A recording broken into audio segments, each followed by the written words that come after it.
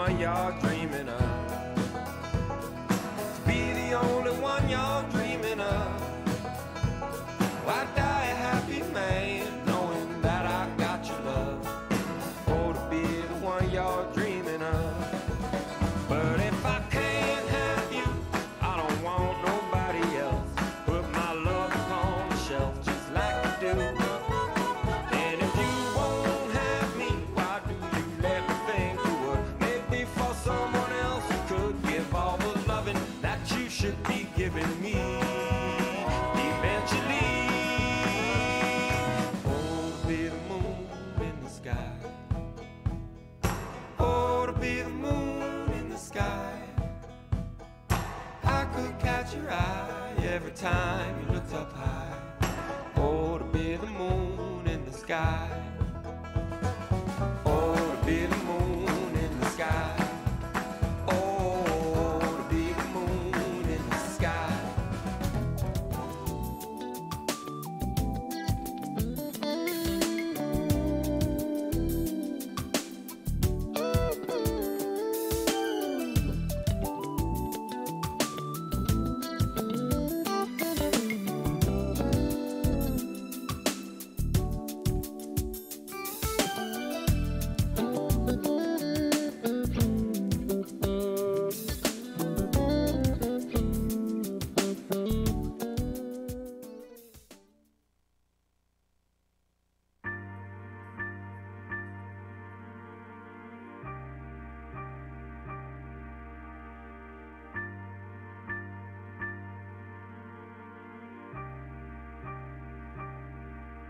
I still got plans that I never spoke, a lot of rhymes that I never wrote, a lot of dreams that I never lived. But if I think about it, then I mean I really did, just not yet. I used to wish that I was here now, smooth sailing on my own boat. I'm about to jump up on another plane, right before I take another tote. It's all love. If you here, you done been through it. It's your business if you into it. If it ain't mine, I ain't into it. So I don't care what you meddling. You can say what you peddling, cause niggas ain't easily influenced. I'm about to take another long drive, cause it helped me get a clear mind. So while you staring at your watch, I'll be looking at the sun. Yeah, I'm moving on real. I used to wish that I was here now, smooth sailing on my own boat. About to jump up on another plane, right before I take another tote. I used to wish that I was here now, smooth sailing on my own boat. About to jump up on another plane, right before I take another tote. I used to wish that I was here now, smooth sailing on my own boat. About to jump up on another plane, right before I take another tote. I used to wish that I was here now, smooth sailing on my own boat. Good afternoon, New Haven. You're listening to Cannabis Corner on WNHH LP 103.5 FM, broadcasting live from downtown New Haven. We are streaming live on TuneIn Radio and newhavenindependent.org. We are also streaming live on Facebook Live. You're probably watching right now. Just go to facebook.com/New Haven Independent, or just go to your Facebook page, look us up, and hit follow first, and you'll always see the New Haven Independent broadcasts, which I really enjoy. It's actually pretty interesting. I've been able to see those broadcasts while I'm offline, and it brings some information to me throughout the week. It's they have some cool. other good shows on. Some a lot good of good shows. Very cool stuff. I saw a cool show on Friday afternoon with our good friend Joe Ugly. He does his little show there. So, yeah, it's a lot of fun. But we're here. It's time to talk about a little cannabis. So I'm here with Uncle Lou and Kibra, who doesn't have her mic by her mouth. She's making sure everybody out. No. She's just making sure everybody out in Facebook land can see. Yes, see us. that is what I'm doing. So we're here with Kibra Smith Bolden and Lou, and it's Cannabis Corner. And a couple things I wanted to touch base in first before our callers called in. We got Jason Ortiz calling in from the Minority Cannabis Business Association, and we also have Zach calling in from the Healing Rose. But before we get to them, a couple things caught my eye this week. I don't know if you saw the news that couple things. The national news, it looks like Senator Cory Gardner of Colorado has struck a deal with Donald Trump to back off on the marijuana legalization states. So, in other words, he struck a deal with Trump to get Jeff Sessions to back off. Now, this is what's been said because I don't know if you know the story behind this, but Cory Gardner was very upset with Jeff Sessions because Jeff Sessions had promised him in exchange for his support and voting for him, endorsing him, to be the attorney general that he would be cool with legalized weed. And of course, as soon as he got in, you know what he did. He turned his back and you know, broke that promise. So Cory Gardner was mad, and he apparently he's on one of the committees that approves judges. All the federal judges that Jeff Checks Sessions and balances that Jeff Sessions has appointed are now being held up. Not all of them, but a lot of them are now being held up because Cory Booker refuses. He's put a filibuster on it, and he refuses to vote. So apparently, in order to get this put through, Donald Trump struck a deal with Cory Booker. Not Cory Booker. Cory Booker has a whole other thing, and Cory Gardner to back off on the marijuana legalized state. So, I mean, what do you guys think of that? Do you think he's going to keep his promise, or do you think he's going to back off on his promise? Trump? I don't think he's going to keep any promises. No. We've learned that in this administration and in past administrations, all administrations, you just don't trust really I don't trust the government as it really is in general. So you just don't. I can't. We'll see how far we can throw it. In all honesty, that's one of those things. We do have our cannabis caucus that is working very, very hard for us. It's the representatives from the legal states. They've come together, created their caucus, and they do have some voting power. They do. And because they've banded together. So now hopefully with this, what I'm hoping is that with this promise to the one representative in Colorado that does. But it's more than him. He just, right. But it's all the other states now. It gets out to the caucus, and everybody who is a representative from a legal state of marijuana or a medicinal state of marijuana, which opens it to about 28 states versus just the I think there's 29 medicinal, 29 medicinal states. So that's a lot of representatives that he's going to have to answer to now. Right, you know. And then you got your 9 legal states, which are all medicinal anyway, right? Right. So yeah, let's hope. Look, the way I look at it now, it's one day at a time for everything. Yeah. I mean, everything changes day by day, so we never know what's going to happen. So yeah, for today, we're good, right? Just for today. But that also goes into probably where you're going to go over to the next avenue. Well, yeah. Where now we can say we want something and we can push for it. And we can think we're going to get it. And then they say, you know what, guys? We'll just vote about this next year. Yeah. So we won't even tell you no.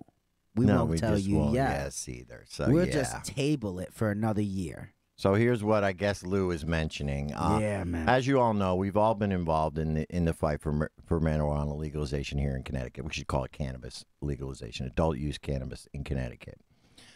We've all been involved in various ways, been going up for testimony, calling our legislators, doing everything, schmoozing them at events, and doing everything we can to get this through. And we had a really nice breakthrough about 2 weeks ago. I think it was April 5th when they voted it through committee for the first time. And the bill they voted through was a very innocuous bill. All they really had to do was vote yes on it, and then they had until October 1st to really put a plan together. Right. It seemed like a no-brainer to everybody because it wasn't a lot of commitment from the legislators. They didn't have to commit to anything. All they had to commit to was the fact that they were going to work on it until October 1st. Very simple. I think the proponents made it. It was almost like handing them the cake, and they still didn't grab it. And I think a guy that we should talk to about this is Jason Ortiz, because he's been also very involved with this. And I do want to talk to him about this, about them not bringing it to vote. So who do we have on the line here? We have Jason, I Yes, believe. this is Jason Ortiz, and I'm the Vice President of the Minority Cannabis Business Association. Hey, Jason. Hey, thank you for having us. Thanks for joining us, Jason. How are you today, Absolutely, my friend? Well, before we were just starting a little discussion on Connecticut's issue and the news that came out from Speaker Arasimowicz that they do not expect to vote on marijuana during this session. But before we get into that, why don't we get into what you do, what you're doing with the marijuana, with the Minority Cannabis Business Association, and you know a little bit of your background, and then we'll get into a little bit about this discussion because I know you're heavily involved in the Connecticut politics as we are. And let me read first before you go into that, Jason. Story, yes. You know, I have so I have your bio up. Cool. It says born in New London, Connecticut, to Puerto Rican parents. Jason. Wepa, he says. Jason was elected president of the Connect Puerto Rican agenda at the first public assembly in June of 2017. After graduating from the University of Connecticut with a degree in public and community engagement, Jason has organized for justice on numerous issues with a number of state and national nonprofits. Jason has moved from Connecticut to Puerto Rico twice with the express purpose of better understanding the struggles the island is facing, in addition to learning how to help movements that are building the Puerto Rico of tomorrow. Knowing his family in how do you pronounce that? Añasco. Añasco would be directly affected by the coming government cuts, he became committed to working toward long-term solutions for Puerto Rico. He currently resides in Hartford and works for the Hartford City Council as executive assistant to Councilwoman and Minority Leader Bermudez. Okay. Yeah. Anything else you'd like to add? That was way better than I would have done. So what does the Minority Cannabis Business Association do, and what are their initiatives here in Connecticut? Mm-hmm. So the Minority Cannabis Business Association is the first national trade association with the express purpose of trying to diversify the cannabis industry. In short, we think the cannabis industry is stronger the more diverse it is, whether that's racial diversity, gender diversity, or wealth diversity, right? And so the better we can pull more sectors of the community into the industry, the stronger we'll be when we have to fight the federal government or other entities that would like to roll back the freedoms that we currently have. And so we try to get folks to both start businesses as owners and making sure that it's as easy as possible to do that. Also to get jobs as employees. And so some of the jobs that are coming in the industry now are very high-paying jobs. We want to make sure people of all different communities are able to access those positions, chemists and top accountants and business managers and those kind of things. And then lastly, we want to make sure that communities of color are included as consumers, because I think a lot of our people could definitely benefit from the medical benefits of cannabis, and they currently don't because of stigma or other sort of community issues around it. And so we try to achieve all three of those things through a number of different ways. We create model policy, which is one thing that I've been working on. Yeah, I've seen your bill. It looks very, very good. You got a lot of really good things in there. And not only have we seen it, we've used it. We forwarded it to different legislative people or their staff to have them be able to reference your bill. So thank you for that. We appreciate that bill very much, because it does do what we're hoping to pass the adult use. So seeing as the bill that was brought out of committee was so vague, that's something where your language could be introduced. So anybody listening who's interested in policy development, that's a great place to start. It's easy to walk around and that's say. minoritycannabis.org for anyone that's looking for it. You just have to scroll down a little bit and find model legislation. You can also look it up through a Vice news article that came out about us. That's awesome. The Vice Minority Cannabis Business Association will find it. Well, speaking of that Vice news article, I was a part of it, but MCBA also, not just as far as getting folks in the industry, we also do a lot of work around expungement of records, figuring out how to make sure that new cannabis businesses aren't gentrifying their neighborhoods. There's a lot of different elements that go into making sure we're a strong industry, because MCBA's tagline is that we want to create a better industry, not just another industry. And so we do want the cannabis industry to be a better steward in their communities and in every way, shape, or form, including making sure that we undo the damage that has already been done by the war on drugs. Mm-hmm. No, absolutely. And there has been a lot of damage done in all communities, everywhere. Absolutely. And so I wanted to just talk a little bit more, because you brought up the article in Vice, and that was specifically, the word that jumped out at me when I saw the article was reparations. So can you talk a little bit about, because everybody thinks of reparations as 40 acres and a mule, and so they're like, right. We're never getting that. But sometimes we have to make our own opportunities, and this could be it. So can you just explain a little bit? Yep. Sure, and reparations, to us means actually investing resources into undoing the damage that was done by the war on drugs. And so when legalization happens, we are admitting as a society and finally accepting that the war on drugs is a bad idea. It didn't work, and it created all kinds of problems. And so in order to make it whole again and make our communities whole again, we actually have to invest resources and heal those wounds, right? You can't expect something to just heal itself by ignoring it. Right. Even if we stopped committing more arrests based on marijuana, there's still, all communities have been destroyed. I mean, many breadwinners have been ripped from their families. People have lost houses. The amount of money that's been confiscated just based on the war on drugs is in the billions and billions. And so reparations means reinvesting in those communities that you destroyed. And so I'm not ashamed to say that we want to do that, right? Like, it's not a bad thing to ask. Not at all. The state that did so much damage, make it right. And so I think when we talk about it in terms of cannabis, though, is that there will be a tremendous amount of profit that is generated through the cannabis industry, and how we tax and regulate that profit, and how we make sure that that money that is generated on something that people are currently in jail for does actually help to heal the damage done. And there's lots of ways they can do that. Massachusetts has some pretty good language, and our bill has quite a bit too. California actually has some programs in as well. It's very nice. And then to see Massachusetts and Colorado's actually reinvested, right? Oh yes, Colorado's reinvesting pretty heavily. In Massachusetts, they had an early application process, and that was zoned to areas that had the police data. This is where the arrests were being made. This is the actual community that's being affected. And if you met those, you got an early application to apply, which was very nice. And I think with Connecticut adult use, they should open up as well. Speaking of Connecticut adult, and hats off to Shalene Title, the cannabis commissioner in Massachusetts, 100%. Spearheaded, such progressive legislation through a body that did not agree with her when it first formed. Right, like she was the only one on there that really had the knowledge to be on that commission, and she's making some serious progress and showing people how it's done in a policy-specific way, right? And the way they did it was brilliant, right? And so they said we want to literally look at the number of arrests in different communities and do the data tracking of what communities need the most help by that. Nice. And that's the most direct thing I've ever heard, right, as far as it helps everybody that is literally, impacted. It's the most specific way to reinvest that I've seen so far. No, absolutely. That's a great. Hopefully Connecticut will pick up on some of that. We obviously know what we're dealing with here. And I wanted to touch base with you. You and I were at an event last week, and we were all happy. We were all great. We got it out of committee. What do we do next? La da da. And then the next day, literally, I see an article in the in one of the magazines. I guess it was the Hartford Current, that Senator or House Speaker Arsimowitz expects to vote on tolls, but not on pot or casinos. So in other words, we passed the committee, and the next step was supposed to be to bring it to debate and be voted on by the General Assembly. And now Arsimowitz, the House Speaker, is saying, well, no, we don't expect to vote on it this term, but we will vote on tolls. So what that tells me, and this is from some information that Kibra gave us, that the Democrats weren't going to bring it to vote if they didn't think they had enough support. So they weren't even. So obviously what we're thinking is that they don't have enough support to pass it. So they're not even going to bring it to vote.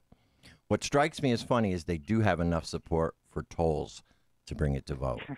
So the Democrats, and these are the Democrats. They're both Democratic, really, initiatives. So the Democrats feel they have enough votes to bring the tolls to vote. They have enough support for that, but they don't have enough support for legalization. And that really strikes me. I don't say as funny, but funny in what way. It really strikes me as outrageous to me. And these are the same. This is the same party we're talking about. So, I mean, can you speak on that a little? Is there anything we can do to force their hand? I mean, there's always things we can do to force their hand every day, and we should always be pressing on them regardless of whatever leadership says, because politics can change quickly, right? And so you never know when, a new news event, like, for instance, our president making specific, words about marijuana could change everything. So I always say do it all the time. However, the House won't bring it up for a vote if they don't think it'll pass. Not just the House, but if it'll actually pass, right? Because what ends up happening is there's a literal amount of time left in the session, and they only want to spend that time on bills they think will actually be accomplishments. Because if a bill fails, then it was essentially a waste of time for the process. And so they're really selective about what they bring up, I guess. I am a little surprised that tolls are took more precedence likely to pass than cannabis. Like, that's a bizarre thing to me. But to be 100% honest, Connecticut politics around cannabis are a bit bizarre, right? Like we claim 71% support, but when it comes to actually getting to 51% support, just as far as representatives go, we've yet to get there. Like, we definitely don't have it in the Senate, so which is another reason why the House won't even bother, right? If they really don't think it'll pass, then there's no point for them to do it. And also, apparently, they don't feel like it is a political winner yet, right? And so that's a matter of the 71% not being loud enough to make it very clear that even moving things forward and showing a progressive stance on cannabis means votes. And so I think that's where we as voters need to be a little bit louder, a little bit, more aggressive, going out and really meeting with all of our elected officials in person and making sure they know this is a top priority for us, because that's how you'll do it. But apparently it's not there yet, but it's not the first time that a legislature has trailed behind the people as far as how public opinion goes. Certainly not the first time, because they're really trying. I mean, with the tolls thing, I mean, I think they're missing the boat. If there's something they're going to put through, and they're going to leave this as their legacy, right? We put through tolls. Governor Malloy is going to go out and say, I put through tolls. All these Democrats who are going to get elected out, I hate to say, are going to say, well, at least we got the tolls through. And, that's the one accomplishment that they can lay their laurels on. And cannabis, right? Like, if you legalize cannabis, you're going to get a lot of people going through those tolls to come buy cannabis. Yes. Yeah. And you would think that it would, like, that's how they would work in things, concert. right? Take it all the way. Mm-hmm. But, my experience in groups of elected officials is they don't always look at it in the maximum benefit. It's just what is politically least painful to implement, right? And so I don't really know why folks are still scared of implementing cannabis. It's happened all around us, all around the country, with nothing but good results. But here in Connecticut, we're just the land of steady habits, which means, the last to do things. Yeah. So I wanted to ask you, on a local level, there are some things that we can do to at least show our support. And the city council in Hartford had a vote a while ago. Can you talk about that and how maybe we could do that in other local municipalities?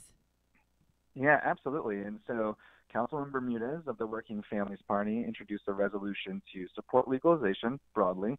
And they also had another few specific things. So support legalization with equity in ownership and employment was part of the resolution. We also said we wanted to have development services, which is the part of the city government that looks how we're going to build the city, like what buildings are located where. We would like them to help us with a jobs impact study in the event that legalization would become legal. And so that way we know how many jobs Hartford would get and take our approach to the problem, or I should say the approach to the opportunity, knowing that there's X amount of jobs that would be created. And then the last piece was I'm losing my train of thought here. So equity and opportunity and employment. And forums, right? So we want to make sure that we have public forums. And so Hartford, as a city, is going to hold forums discussing the pros and cons of legalization for the city of Hartford. And so that's definitely something that every city can do. We can all pass these resolutions that just say we support legalization generally. We're not actually opening up any shops yet, but one of the things we're going to do is have our city governments actually, do the math of how many jobs they think will be created and hold city-sanctioned forums. So what we're going to do in Hartford is bring experts in from all over the country, from the state of Connecticut as well, to help inform us how we could draft a municipal ordinance that most helps the city of Hartford when legalization does happen. And that process, brings together your community and actually gets folks that are interested talking to each other. And I think that's something that everyone can do in their town. Yeah, absolutely. We would definitely benefit from something like that here in New Haven. So if there is a representative out in New Haven who wants to take that initiative, contact us and we can all make that happen. In all honesty, that's something as simple as putting a small resolution together here and in New Haven. But I think in New Haven someone did do one. Yes, they did. Whoa. At Yale, yeah. And that was at Yale, yeah. Actually, I was pretty proud of that. Yeah. And I think Bristol, they're actually, the Legal Women Voters is doing one tonight, a public forum on marijuana legalization. Excellent. No, I meant the actual resolution to the city. So Hartford supports it. Did any other city in Connecticut? No. So New Haven, you could be second. No, not yet. We were the first one, and it did pass unanimously, I'll say. We are fortunate at Harvard. We have a very diverse council, a pretty young council, and it passed 9-0. And I don't think anything else, even remotely controversial, has passed 9-0 at Harvard in a long time. Wow. Well, I know that SSDP from Yale is working with the aldermen on doing that in New Haven, and maybe that's something we should get involved in. Is it something you'd talk to your city council about? You'd go to your councilman? I guess here they're aldermen in New Haven. Aldermen, I was just going to say. And so actually, so Yale SSDP, shout out to Yale SSDP. They've been, doing amazing work there for many years now, many different leaders. So right on Yale SSDP, contact them. They know the city council person that actually introduced the resolution. And if I'm not mistaken, he's also pretty young. But it's already in there and it's already up for debate. So really, you just got to contact your alderman and ask them to support it. And that's the first ask. The second ask is to ask them to support it publicly, right, and actually say it. And then the third piece would be to have them come to an event or host an event on the issue. And that's where the public would come and Correct. share their feelings on it. Right. And so when you do talk to your alderman, they'll be on a spectrum of support. They may be 100% with it and say, you line up the people, I'll talk about it all day. Or they might just say, hey, I'm with you, I'll vote on it, but I'm like, I can't be public about it, right? And so knowing where your particular alderman is on the issue and just how to move them a little closer to our side of the scheme is always a good thing. You can do it at any point in whatever city you live in. Okay, well, that's a great idea. Obviously, there are certain cities that won't have anything to do with it, but I would think a city like New Haven, Hartford, maybe even Danbury, Stamford, who knows? And some of the cities that, may say that they want nothing to do with it, it could be because no one's ever spoken up in favor of it. Right. Like some of these towns are really small and have very few people participate in city government, and one person is like, I think this is bad, then that's 1-0, right? So well, they win that debate. And so I encourage everyone, whatever town you're in, to speak up. And you'll find there'll be, usually in any city council, at least one person who's supportive. Right. It's that popular and that far-reaching of an issue that there's very few city councils that there's really zero people. Right. Very, very true. We only have a couple minutes left, but I wanted to ask, is there any talk or any, beginning of talks of how we're going to get, like, DCP, for instance? They just had licensing or applications for new dispensaries, but there was no language in there written to provide, equity. Have we started having those conversations with those agencies that are responsible for licensing cannabis businesses? I will say I've mentioned it to a number of folks that are on the campaign trail that are involved. I haven't spoken in depth with Jonathan Harris on it, who's, the Consumer Protection Agency director, but the conversations are started at most. I wouldn't say that they're very far along. We definitely should increase that pressure and find some time to meet up with the folks within the agencies. Yeah. Because from what I understand, no, the conversation hasn't happened yet, and it really should be. Okay. It really needs to be. Yeah. Well, thank you. Yeah, and the conversations at the regulator level are a bit different than at the political level, which you can use a little bit more arguments regarding expertise, government efficiency, financial incentives, right? Like those folks are more likely to accept that as a reason to change their mind. And so there's definitely a lot of work there. I think connecting the Connecticut Consumer Protection Agency and the Massachusetts Cannabis Commission and that data share, I think, could be a very powerful intergovernmental action that we can take as, just advocates to line up that information going back and forth and make sure that Connecticut's agencies are looking at Massachusetts data because I think that will help us get the right policy. Right. Yeah, I agree. And that's what the legislators are asking for. They're asking for data from other places. So we'll definitely share that information and find out ways to work with Minority Cannabis Business Association and, kind of piggyback off what Hartford's doing. We don't have to reinvent the wheel. We could just work together. Yeah. Work together. Sure. That's such a foreign concept. Join us for when we hold those forums. We're going to hold one a month in June, July, and August. Okay. And then probably September will be when we present our findings.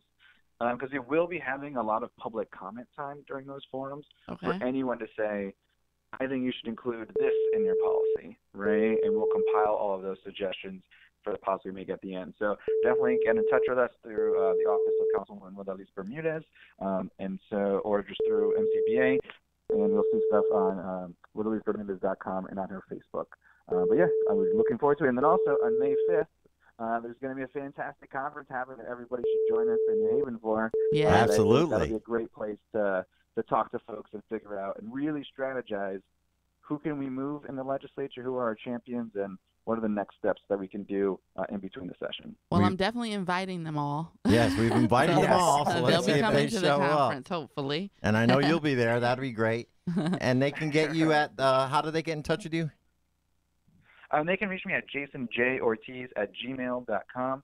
You can also email info@minoritycannabis.org. That's our official MCBA email. And they will get back to you. I information harassed them MCBA one at time. minoritycannabis.org. Okay, great, Jason. Well, we have another caller on the line, and we will definitely speak to you before May 5th. And it's Right on, I always appreciate great it. Thank talking you to all you, for my all friend. You do. This is super helpful for me. All right, Thank Jason, have a good Thank one. you, Jason. Take care. Talk to you Bye. soon. Bye-bye. Bye. Okay, well, we're awaiting a call from the Healing Rose. I'm sure they'll call right back. Heber just texted them to call right back Yeah. in. But right now, do we need a station ID, Harry? Yeah. You're listening to Cannabis Corner on WNHHLP 103.5 FM, broadcasting live from downtown New Haven. And our caller just came in, so let's talk to him. Who do we have on the line? Hey, this is Zach McGinnis over at the Healing Rose. Zach Hi, McGinnis. Zach. How are Hey, you, my Zach. friend? Hey, everybody, how's it going? Great. Yeah. Going great. Great. So, Zach, you are an entrepreneur up in the Massachusetts area. Correct. You own a company called The Healing Rose. And can you tell us a little bit about your company and what you guys do up there? Yeah, absolutely. So, like you said, we're the Healing Rose. We do all CBD topicals. It's all hemp-derived CBD. We have a variety of different products. We have salves. We have some lip balms. We have roll-ons. We have bath salts. We also have massage oils as well. And we use all organic ingredients. We don't use anything synthetic. We don't use any inorganic ingredients. We source as much as we can locally to Massachusetts. Some stuff ends up going elsewhere, but we do the best we can. Everything's available on our website, and we're actually going to be vending at the Connecticut Cannabis Expo here in the next week or two, I think. I think a couple About weeks 2 now. weeks away, almost three. Almost yeah. 2 weeks. Yep. Yeah, so that's the kind of a quick rundown of the company.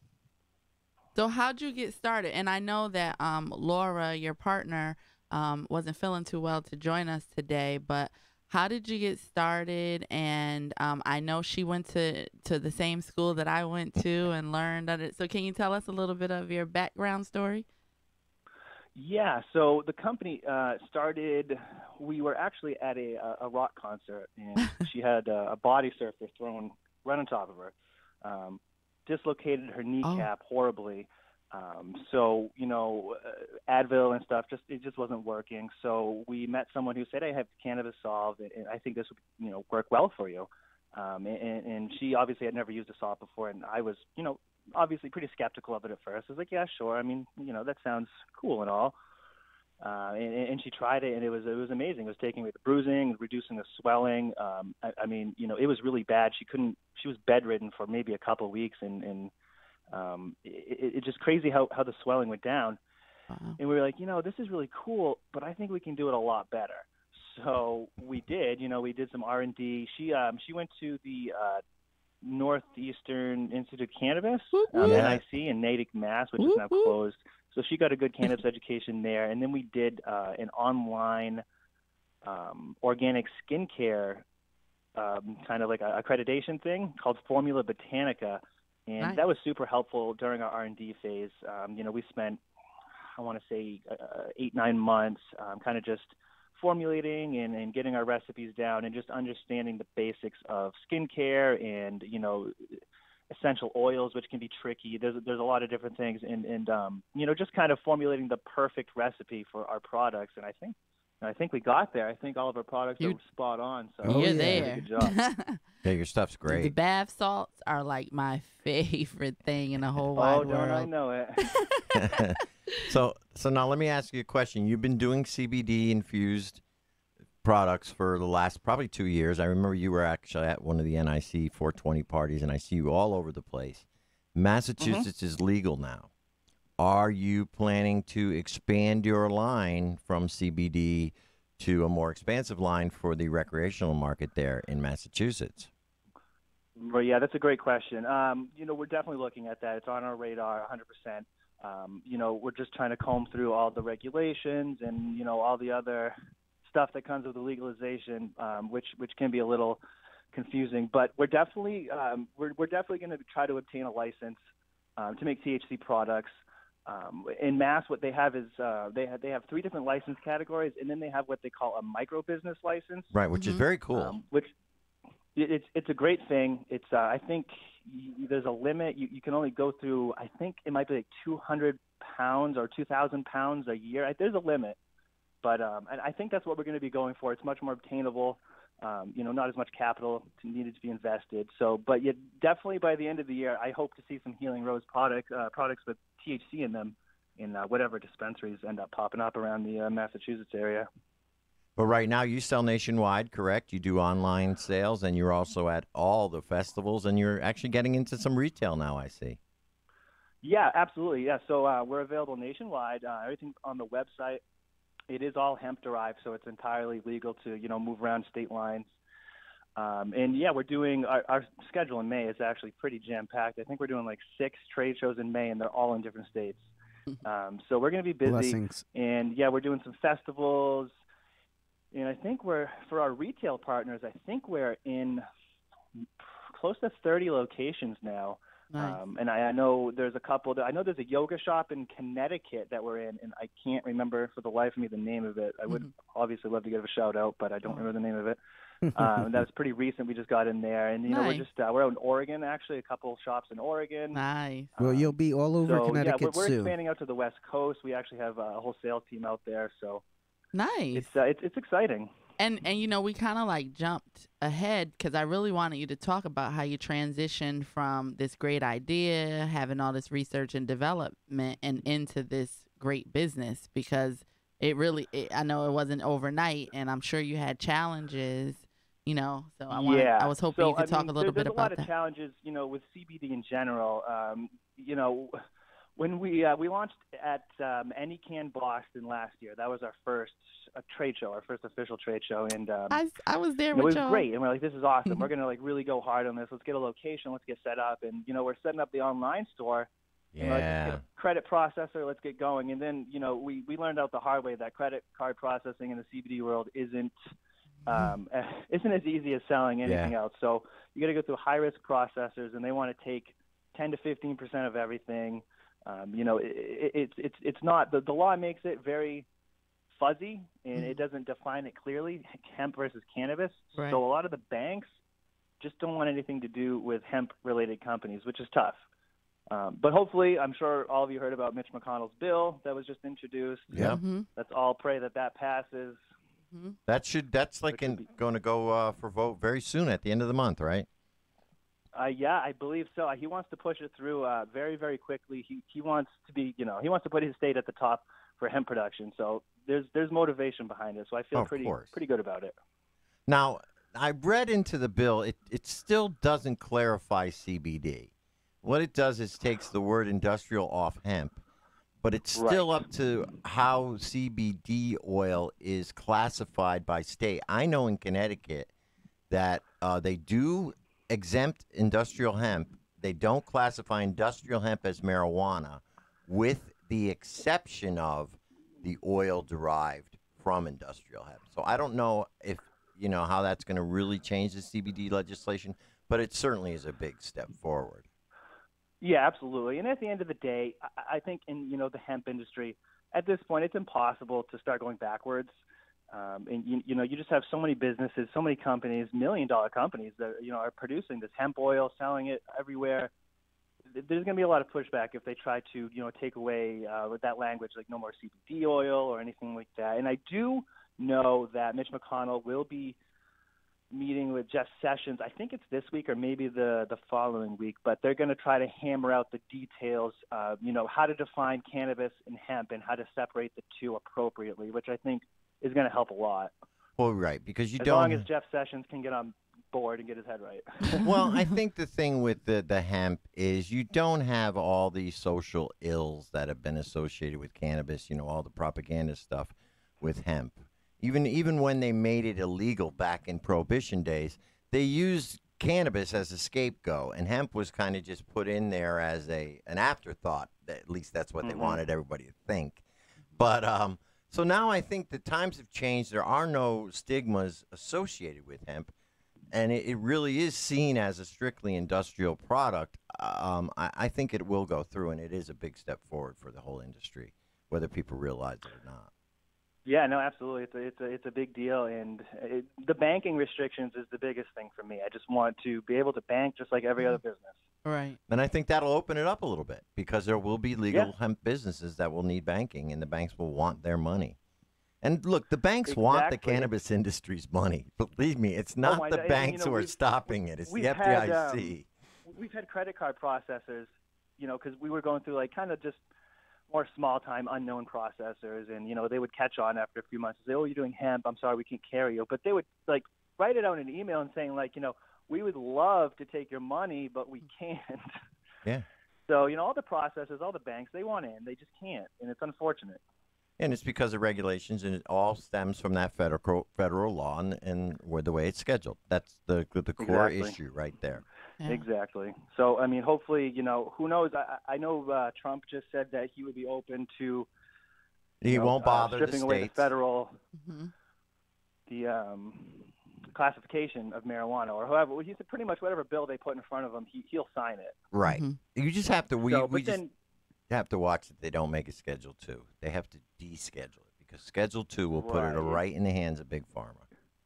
exactly, 100%. That is the biggest worry of mine, is that it just gets, right, Schedule 2, Big Pharma takes over, and then just It'll be like it's poppies. It's You can't- impossible. You can only use it for medicine. And that's why it's important that we Exactly. have these kind of conversations, because who would know that? We Yeah. hear descheduling or rescheduling, excuse me, and think, oh well, that's a good thing, but it really is a setup. So this is why us having these conversations and providing this information is important. But you're coming to the first ever Connecticut Cannabis Conference, and this is all about business and learning how to get into the cannabis business. So I wanted you to just talk about, what kind of things you do at conferences, like, and how what kind of information you're gonna share with the people that come to the Healing Roses table. Yeah, absolutely. So as always, we usually have the bar, the Solve bar, so you can try out all of our products, every single one of them. You can sample, you can try out, you can, oftentimes we have people say, put a little on your neck, put a little Mm-hmm. on your knee, and then just walk around and come back in 20 minutes. Tell us how you feel. Mm-hmm. And that's usually a done deal. They come back and they want to purchase something. So, it does work, and people are super skeptical. And I love the people that are skeptical and they come back and say, oh my God, that worked. That's the best feeling. Yeah. Yes. Now, will you have So massages we'll have there? the tester station going on. We'll have some educational stuff out on the table. Nice. Both myself and Laura will be there. We can obviously answer any questions anyone could possibly have. We typically have a massage therapist on hand, but I don't think our massage therapist is licensed in Connecticut, so Oh, I don't we'll think get that you will be one. available. Oh, we can get you one. We'll get you a licensed one here. Oh, yeah, no, absolutely. Let's definitely talk about that. Okay. We need massages Yeah, at the perfect. conference. Yes. Come on. Oh, okay. All What's right, a let's see. conference Okay, without perfect. a massage? Especially a Healing Rose massage. Yeah. Yeah, and then the idea is to have all of our licensed massage therapists here in Connecticut come out, find your product, and start carrying it. So Mhm. Yeah. that's that idea thing, and People are we'll getting sell more it and for more you. open to doing CBD massages to the public. I mean, that's one thing They Connecticut are, hasn't they are. really and we're building cracked out down a pretty on. big You know, LMT yeah. base right now. We've got about, I want to say 7 or 8 different LMTs, all throughout New England that are now carrying our products, and it's only growing. And I think a lot of people are understanding the benefits of CBD with your massage, and Mhm. yeah, and yoga too. That's another very popular thing that's popping up, CBD yoga. Yeah. Mhm. Yeah. No, so it's all over, and So- it is true. You see it all over the news. It's on a lot of mainstream TV shows. I think the CBD part is what's helping getting cannabis a little more accepted out to the mainstream public. People are more willing to try it because they know it's not going to get them high. And I think you start with CBD. It's the gateway drug to THC products. Oh, we don't even want CBD to is yeah. the say that gateway. phrase. I shouldn't have said that. But No, in a but we way, know it what does you mean. soften Yes. people up. I think my aunt, my great aunt, or my grandmother would be more willing to try CBD Mhm. than a THC product. So, Mhm. you guys are doing great things, bringing it out to the public, bringing it out to the mainstream, educating the normal people who aren't cannabis advocates, cannabis users about the benefit of it. And, we wish you well with everything you're doing. How do they get a hold of you? What's your website?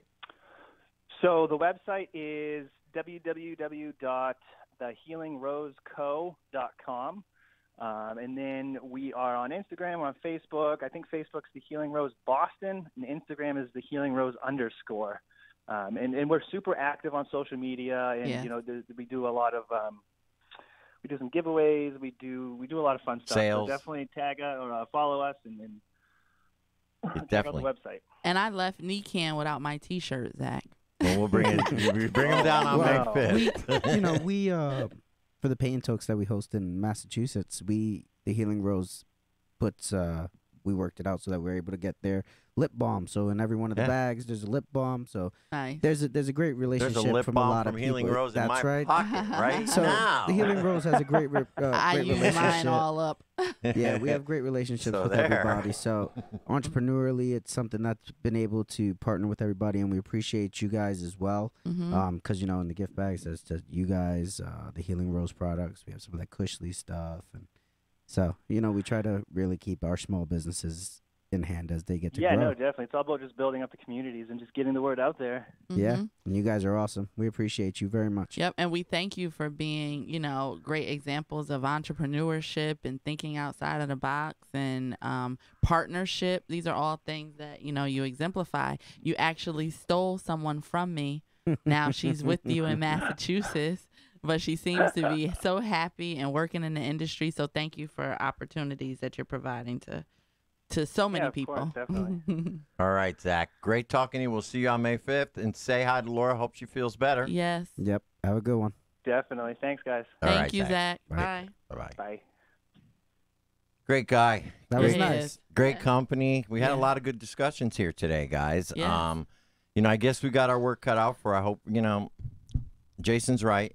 He brought up some good points about the legislature. I mean, I'm trying not to let it get me down. Yeah, don't. Don't know? let it get you down. But at the conference, Jonathan Harris will be there. There'll be other representatives. So this is the place that it's going to show that cannabis is in the forefront of it. It's really there. So if they don't, Yeah. I do believe that it being held off and not put to a vote, so that we didn't get a no vote, could be a good thing as well. It could be. It's just who wants to wait. Exactly. Now, Kieber, we got a couple minutes left. What are you doing tonight? I understand you have a big speaking engagement. Yes, so tonight I have a speaking engagement at Brown University, and it's hosted by SMART, which students for marijuana. Oh, see, I'm about to mess it up now. You put me on. Wait, let's talk about the conference first. Then I'll talk let's a talk little bit about all about the that. events. Yeah, Okay, go real ahead. quick. So, Kieber, you're speaking at Brown tonight. You'll tell us what time that starts. Also, tonight, up in New Britain, the League of Women Voters is putting on a marijuana forum, marijuana in our community. Mhm. They have a couple legislators up there speaking. So if anybody's up in that area, actually it's Bristol, not Britain, New Britain. Bristol League of Women Voters, that starts at 7. Wednesday night, the Connecticut Normal Meeting is happening here in New Haven at Box 63, and that starts at 7 p.m. So if you're interested in getting involved and finding out what's happening in the marijuana community out here in Connecticut, the cannabis community, how you can get active, come to the normal meeting on the 18th. It's a great place. Yeah, Box 63, real nice, right around the corner from here. April 24th, there is a CBD seminar at Bohemian High, and that is with U.S. Hemp Care. Our friend Jeff from U.S. Hemp We Care love them. putting on a CBD seminar, how to use it and how to use his products. That's at Bohemian High. That starts at 4, and it goes it's going to be in a little afternoon open house type of deal, so it'll be fun. You just go hang out there if you want. Then the 25th, there's a little thing that I was invited to speak at. It's called a Cannabis Conversation. That's in Colchester, Nice. and that starts at 7 p.m. So I guess that's like a little workshop, a little seminar workshop they're doing up there. Okay. And then May 3rd, the Connecticut Science Center. Oh yeah, that's Fresh a big, and green. Yes, That yes. is Gonna a be big one. deal. We're all going to be there. Kibra had a big hand in putting it together. She's putting on a presentation. Yep. They're going to have live cannabis for the first time ever. Yeah, we're And gonna it- be able to look at it under microscopes and So that's see all those pretty trichomes. Yeah. See, these are the kind of things that, get it out to the public eye. This is Yeah. a public event. This Yeah. is for anybody in Hartford to come. It's a happy hour event. It's 5:30 to 7:30. They're going to have craft beers there. They're going to have all kinds of good stuff. So and cannabis And it's is like part of the normalizing it. It's Yes. part of the presentation. It's with other plants. They're talking about growing your garden and growing cannabis. So hey, Yeah. why not? And I pulled up. So tonight, finally, it's Project Let's Be Smart. And SMART is the Student Marijuana Alliance for Research and Training. And we're going to be talking about marijuana and mental health and the effect of trauma in Black communities and how cannabis helps. And this is at Brown University. tonight Ivy at League. 7 p.m. Yeah. at Petteruti Lounge, and it's open to the public and for students as well. So you're going to have to hit the road pretty soon. Yeah, yeah, I'm that's actually awesome. on a panel with Tashonda Vincent Lee, who is one of the founding members, as I am, and of Elevate New England. Oh. And so, she really works with the community through Elevate, and so it's going to be a great time It's going to be tonight. amazing. Good. And Yale, if you want her to come speak, let us know. And the last event, of course, is the May 5th Cannabis Expo. Yeah. That's at the Omni in New Haven.